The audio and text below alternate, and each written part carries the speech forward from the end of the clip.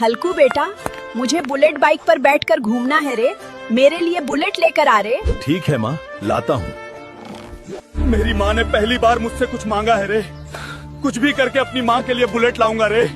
इसके लिए चाहे कुछ भी करना पड़े रे। सर जी, मुझे कोई काम दे दो रे।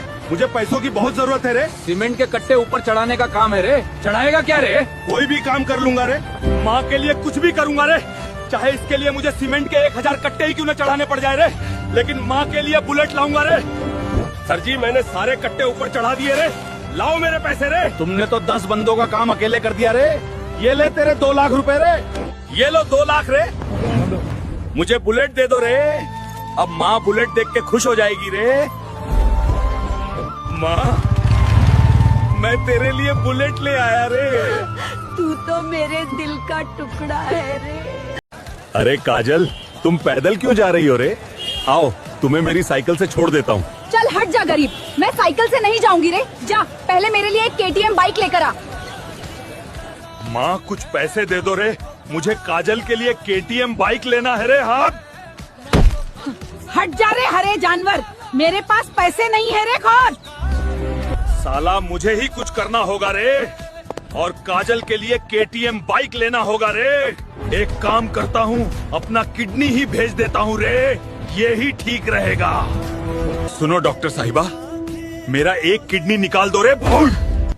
गाइस, जब तक मेरा किडनी निकल रहा है, आप लोग प्लीज चैनल को सब्सक्राइब और वीडियो को लाइक कर दो रे। लीजिए हल्क जी, मैंने आपका किडनी निकाल दिया। अब मैं अपनी काजल को बैठा के लहरिया कट मारूंगा रे। जाओ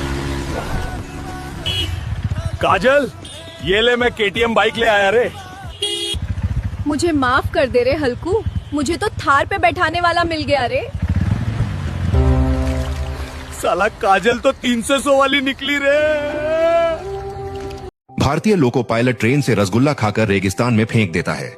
रात को बहुत तेज बारिश होती है और रसगुल्ला को नमी मिल जाती है और उससे एक पौधा बाहर निकल आता है। पौधा बड़ा होता है, लेकिन तेज धूप से पौधा सूख जाता है।